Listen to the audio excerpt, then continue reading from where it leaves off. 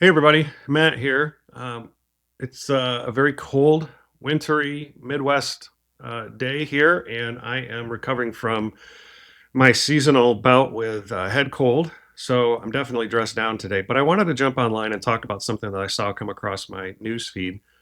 Something that definitely resonates with me, having been around for 23 years in the nonprofit fundraising space. I've seen this before, and it's something I think is worth talking about. But I really, instead of just I want to tell some stories, from my past experiences that I think might help shed a light on and explain some of this. The article that I'm talking about is an article that I saw in Nonprofit News about how Flipcause got into trouble by not distributing $500,000 worth of donations to their respective nonprofits. That money just sat and collected interest and never actually received distribution. And so the question is, on its surface, how in the world could this possibly happen? It's not like Flipcause started out to be this, malicious theft of hard-earned money that should be going to nonprofits. But I think the bigger issue, it kind of exposes something that I think our industry is going through right now, and that is the way in which platforms, and yes, ClickBid, like in our space, are finding creative ways to generate revenue such that it can appear to the nonprofit that it is free or no fee or low fee. And, again, there's so much to it. I just don't want to get lost in the weeds. And so I think what I'll do is I'll just, I have some notes here and so on. But I'll start with a story. And that is, a long time ago, ClickBit's been around. We've been processing credit cards for years. And oh man, this obviously peels back a layer of the onion for me, but it also takes us back to about 2000. I want to say 5 or 6, 2005 or 6. So I was working with a nonprofit, and I wanted to run their charity event. It was for a Catholic school in a suburb of Chicago, and we were going to take their event from a paper auction, and we were going to turn it into an electronic auction. It was going to be awesome, and it was it was actually in a fallout shelter. I always remember that. It was just kind of funny because we had to set up Wi-Fi in a fallout shelter, which is not easy. But anyway, we actually, at the end of the night, we tripled how much money they raised because of the logistics and the way that electronic non silent auctions work when you can, remove the need for paper. Now, the way ClickBid was set up at the time is we were working with a payment processing system that would, just like if back in the early 2000s, it was the Wild West. You could set up a payment processor with a company called PayPal, which was, kind of new and interesting. But then there were probably, 5 dozen platforms out there that wanted to accept payments from your e-commerce websites. But they were traditional. If I'm a company and I'm going to sell T-shirts, I'm going to set up my payment processing with this service, and I'm going to point all the money to my business checking account, so that when somebody buys a $25 T-shirt, I get in my direct checking account, the person that's actually charging the consumer, I get that $25 minus whatever fees that the payment processor and the credit card companies charge. So those all pile up. And really, there are a lot of little individual fees, per transaction fees, processing fees, vault fees, PCI compliance fees, credit card fees from Discover, American Express, Visa, MasterCard, all of it. It's crazy when you really start to line them all up. And so by the time I get the money, it gets to, whatever it is, minus all those fees, but it hits my account. It's a direct pathway from their credit card into my checking account. But the thing was, ClickBid, in its earliest of days, was what's called a payment aggregator, which means that ClickBid is receiving funds from individuals on behalf of another entity. So ClickBid is not the final recipient of the funds. ClickBid is going to be a holding company for that money that then goes to the nonprofit. Or at least that's what we tried to do. And back then, I would swipe a card. We did everything secure. Everything was processed. And then I would receive the funds. I would deduct all the fees that I got charged. And then I would just pay the difference to the school. Now, I think it was that Monday morning. So the event was Saturday. We did about, I don't know, $30,000 worth of credit card processing. And then that Monday came along and I got an email from the payment processor that I signed up with and said, "I'm sorry, Matt, but we don't support the type of processing that you're doing. We are not going to give you access to these funds because you are considered high risk." And I said, "What is that?" Now, I didn't know what the term payment aggregation was. They said, "Listen, Matt, you're receiving funds from a donor that is going to ultimately go to a nonprofit. The donor doesn't know that they're paying you, ClickBit, a for-profit entity, and then you're going to go turn around and send that money to the nonprofit. That's considered payment aggregation. So you're a middleman. You're trying to be the PayPal in this example, and you're going to then give that money, and that's high risk because who are you? You're just this individual sole proprietor. You have a very small checking account with like National City Bank or whatever, and there's no guarantee that you're not just going to run off with that money and never give it to the nonprofit. So we're shutting you down. So they said for 90 days we're going to hang on to this money because if anybody finds out, any of these card holders find out, they have 6 months to dispute charges, and then if you clear that money, we're out. And so we're not going to let you clear that money. So I now had to go to my nonprofit and say, all that money we ran for your awesome event on Saturday, I can't touch it for 90 days. That was awful. That was my experience with payment aggregation in the early 2000s. And so I said, forget that noise. I'm not doing that. So, we fast forward over a bunch of years, payment, tools and products have emerged that allow you today to do payment aggregation in a much safer way. So PayPal, for instance, Stripe is a great platform. They have an entire platform for us, ClickBit, to hand off all of the security, all of the processing, all of the compliance, all of the vetting, the due diligence that has to happen. We hand that all off to Stripe. However, we pay a fee on top of what we pay Visa, MasterCard, Discover, and American Express. Now at ClickBit, we're like, it's worth it. Based on my experience, I do not want to deal with credit card companies and banks because that is a whole, we're way too small to deal with that. However, we do give up profit because we give it to Stripe. In my mind, it's fair because it's safer.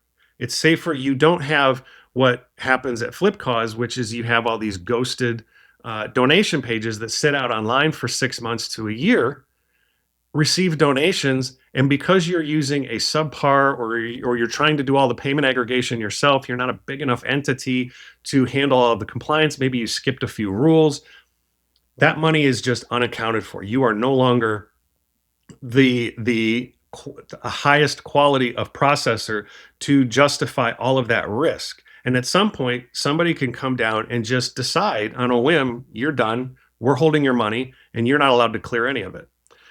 But it is if you are comfortable and you're trying to find every possible revenue stream imaginable, you will do things like creating a wallet system, or you will create your own payment aggregation.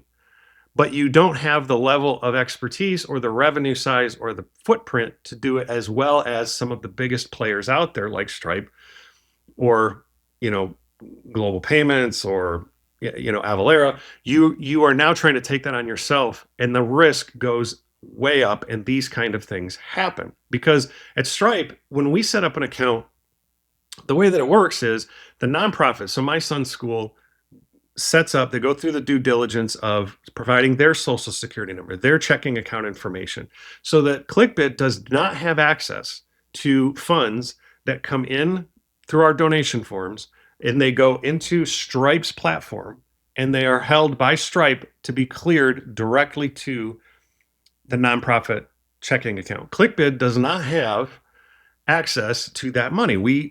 Stripe does all of that for us, so that our footprint of risk is almost non-existent. We hand all of that responsibility to Stripe, and we chose them because they have a proven track record.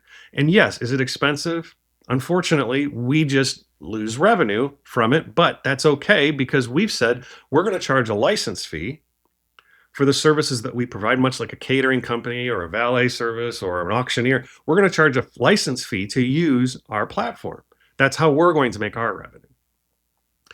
And so that kind of leads me to the next story, the second story of how a platform where I saw a situation very similar to FlipCause, but there's actually another gotcha that I don't think people understood. We definitely didn't.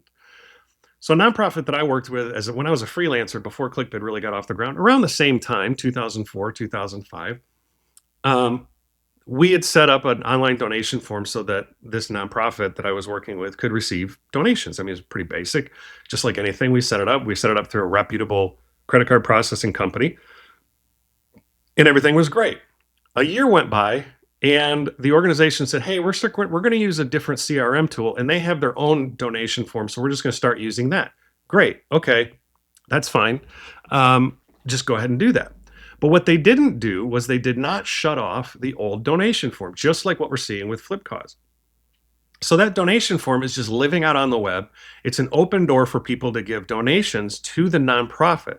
Now, unlike Flipcause, if somebody had given a donation to that page, then it would have gotten to the nonprofit because it was always directly connected to the nonprofit's checking account. I think in the Flipcause case, and I can't be 100% certain, is that they may have been doing the payment aggregation themselves, which, as the middleman, that money sits at Flipcause until they decide to release the funds. And since those pages never got audited or never got looked at, that money just sat there in a big collection earning interest, which is great for the payment aggregator, but terrible for the nonprofit. So what happened in this case? With the nonprofit that I worked with, they ended up one day waking up and finding out that somebody, a bot, had maliciously entered in, I mean, it was a staggering number of transactions. It was probably 6,000 transactions of $1 donations with fraudulent credit cards. Well, okay, great. So they put in bogus credit card numbers and they made $1 donations, 4 or 5,000. Some bot got attached to it and started looking for vulnerabilities, didn't find any, and then moved on. Unfortunately, you notice in some, just like you've noticed in some of these platforms that you use, they charge a per transaction fee. And that per transaction fee does not care if the transaction was successful or not. It's a flat fee, 30 cents, 20 cents, whatever, whether somebody uses a valid credit card or not. So when that organization woke up on the next day, they had thousands upon thousands of dollars in transaction fees that were legitimate transaction fees because that payment form was still living out on the web. None of the funds were ever realized because they used bogus credit cards, so they all declined, but they still got charged the fees. And it took them months of negotiating with the payment system because ultimately the nonprofit was to fault because they didn't turn that page off. And it wasn't in the contract of the payment processor to police whether that page was up, down, or otherwise.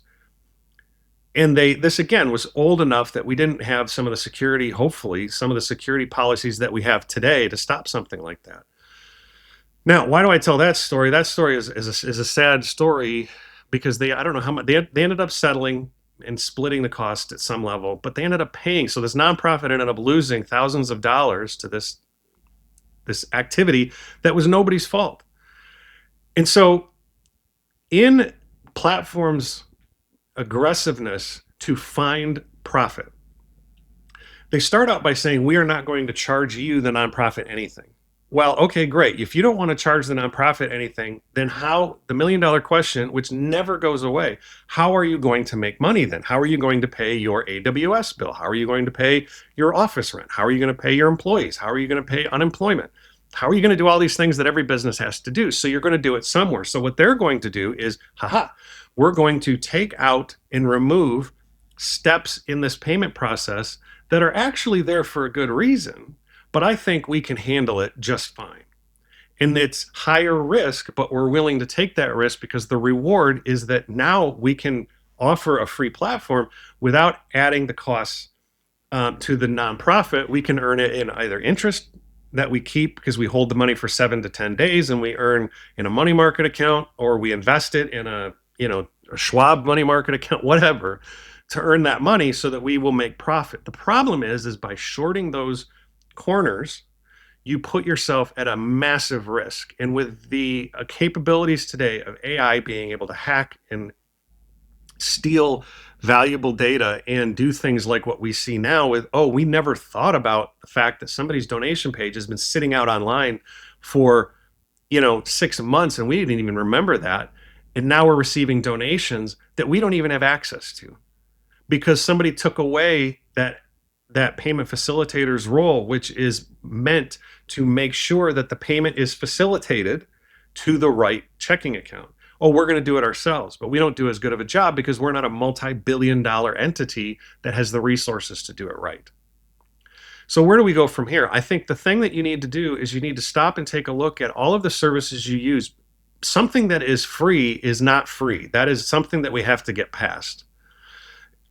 If anybody is taking money from a donor and giving it to you as a nonprofit, you have to ask them about their their platform and how that works. Who is receiving funds? Who is handling that? What are their credentials? What is their track record? Are there any, Better Business Bureau issues? Those kind of things are really important because as a nonprofit, this is your brand that you want to make sure to protect. And so you just want to be sure that that is being guarded against so that something like this doesn't happen. Again, I'm not saying FlipCause woke up yesterday and said, how can we defraud people of money? That probably never happened. But the fact is, it did happen, and that money needs to be distributed to those nonprofits. And the reason it did happen was because an organization said, hey, how can we reduce costs to the nonprofits by finding ways to make money in places that maybe we should be paying a more structured entity to take care of and just absorbing that cost. It's okay to charge a platform fee. It's okay to charge a licensing fee. Be transparent about it. Be upfront about it. Nothing is free. We can offer discounts and we can, try to help out as much as possible. ClickBid, we give away licenses to, every employee at ClickBid has a license to give away to any nonprofit that they want to partner with. That's fine. But it needs to be upfront pricing and needs to be extremely transparent, especially as AI starts to creep in and create very dangerous potential for theft, for intrusion. These companies that are protecting us from bank fraud and from credit card theft and from misappropriation of funds, they're putting the money into making it solid. We need to trust them, and yes, there is a fee associated with that. We need to pay it. So hopefully, a little bit there for you, and just see a little bit further on. Hopefully, when I feel a little bit better.